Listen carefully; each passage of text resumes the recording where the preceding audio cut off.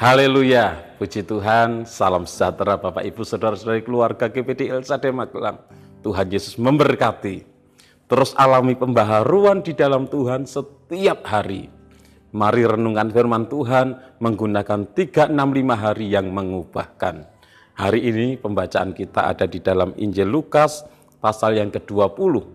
Saya akan membacakan ayat 22 sampai 25. Demikian bunyi firman Tuhan. Apakah kami diperbolehkan membayar pajak kepada kaisar atau tidak? Tetapi Yesus mengetahui maksud mereka yang licik itu, lalu berkata kepada mereka, tunjukkanlah kepadaku suatu dinar. Gambar dan tulisan siapakah ada padanya? Jawab mereka, gambar dan tulisan kaisar. Lalu kata Yesus kepada mereka, kalau begitu berikanlah kepada kaisar apa yang wajib kamu berikan kepada kaisar, dan kepada Allah apa yang wajib kamu berikan kepada Allah. Renungan firman Tuhan hari ini saya beri tema, bayarlah pajak. Saya bukan iklan yang diutus untuk membayar pajak dari pemerintah, tetapi kita bersama-sama belajar firman Tuhan. Kalau kita mengobservasi di dalam Injil Lukas pasal yang ke-20, khususnya ayat-ayat yang sudah saya bacakan ini, peristiwa apa yang dituliskan di sana? Peristiwa apa yang dicatat di dalam ayat-ayat tersebut? Kalau kita membaca di dalam mulai ayat 20, di sana dituliskan bahwa ahli-ahli Taurat dan imam-imam kepala mereka menyuruh orang-orang untuk memata-matai Yesus. Mereka menyuruh orang-orang untuk menjebak Yesus.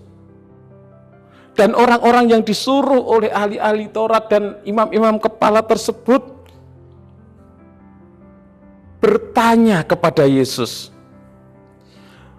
untuk menjebak Yesus, mengajukan pertanyaan untuk menjerat Yesus supaya Yesus dapat dijerat dengan kesalahan.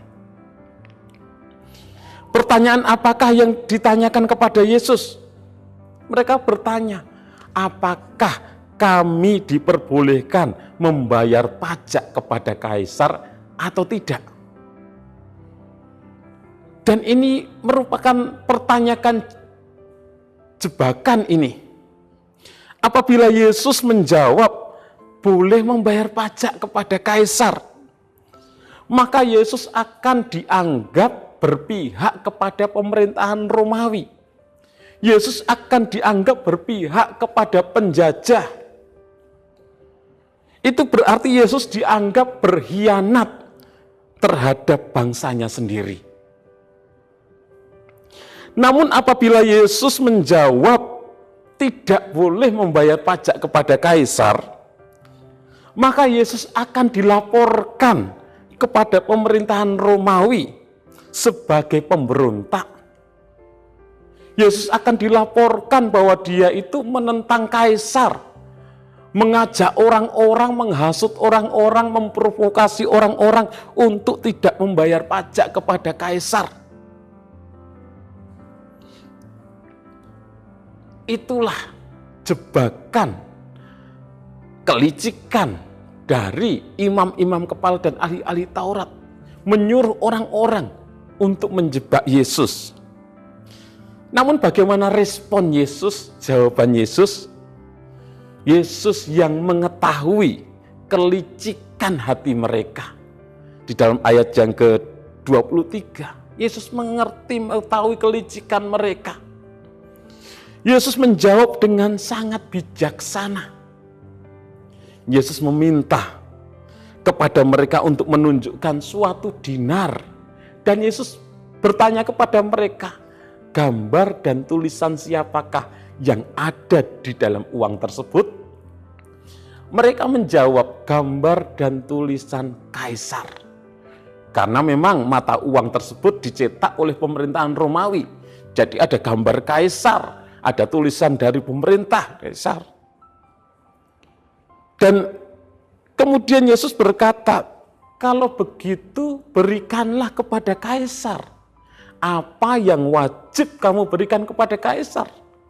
Dan berikanlah kepada Allah apa yang wajib kamu berikan kepada Allah.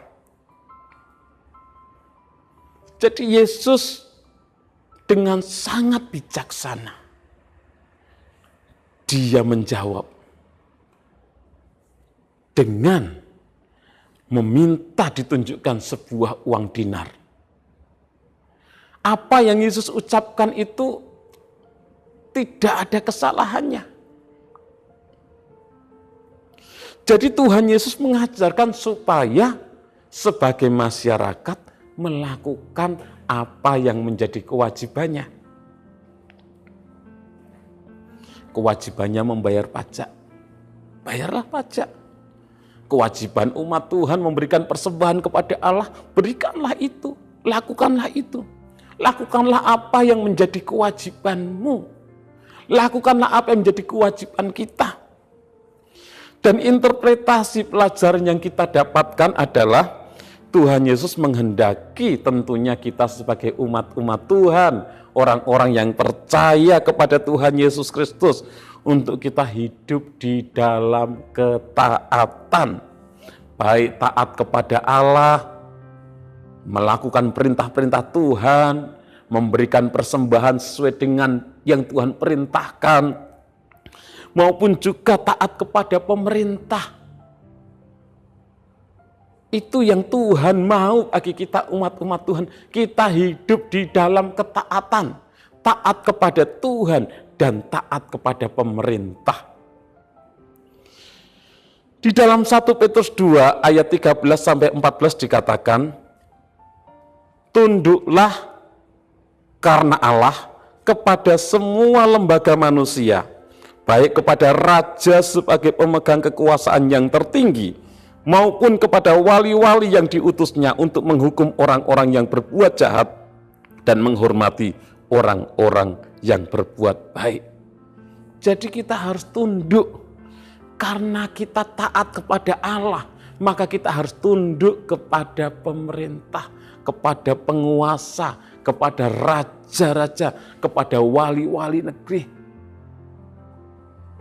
Dalam Roma 13 ayat 1 dan 2 dituliskan di sana, tiap-tiap orang harus takluk kepada pemerintah yang di atasnya, sebab tidak ada pemerintah yang tidak berasal dari Allah, dan pemerintah-pemerintah yang ada ditetapkan oleh Allah.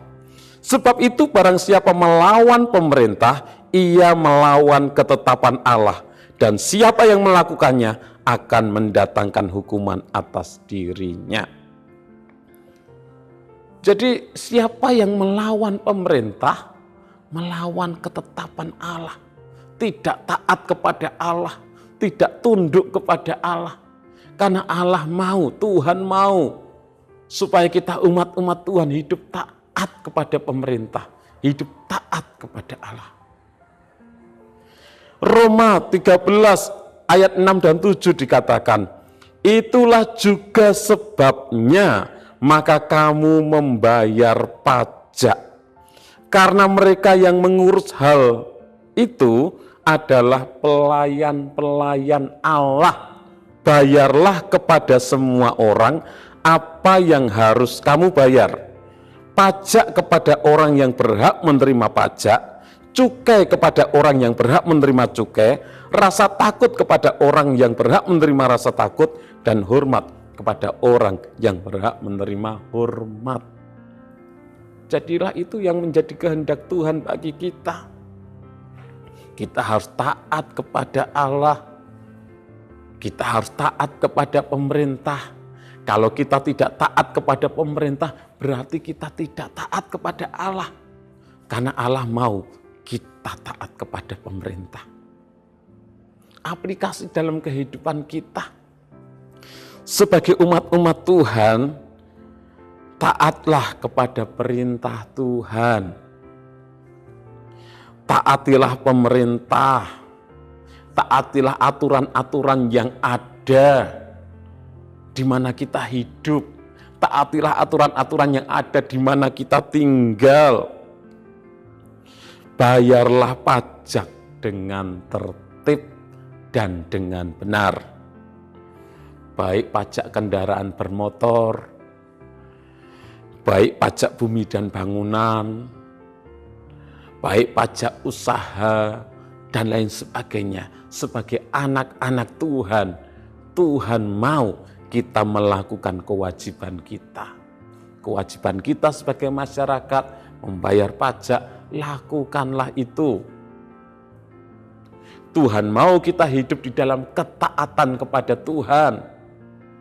Sebagai bukti bahwa kita taat kepada Tuhan, kita taat kepada pemerintah. Bayarlah pajak dengan benar, dengan jujur, dan dengan ketaatan kita kepada pemerintah tentunya. Maka hidup kita anak-anak Tuhan menjadi berkat, menjadi teladan yang baik, karena kita taat. Hidup patuh, hidup tunduk. Kita tidak memberontak, kita tidak membangkang dan lain sebagainya. Itu yang Tuhan kehendaki. Dan ketika kita taat, Tuhan pasti memberkati kita. Jadilah anak-anak Tuhan yang taat, baik kepada Allah maupun kepada pemerintah. Tuhan Yesus memberkati. Terima kasih kepada Bapak Ibu Saudara yang sudah dengan setia mengikuti Renungan 79, kiranya menjadi berkat bagi kita semuanya. Bagi Bapak Ibu Saudara yang ingin didoakan dengan pokok doa tertentu, atau bagi Bapak Ibu Saudara yang ingin menyampaikan kesaksian, dapat menyalurkan melalui chat WhatsApp di nomor 0813 2742 0088. Mari kita berdoa.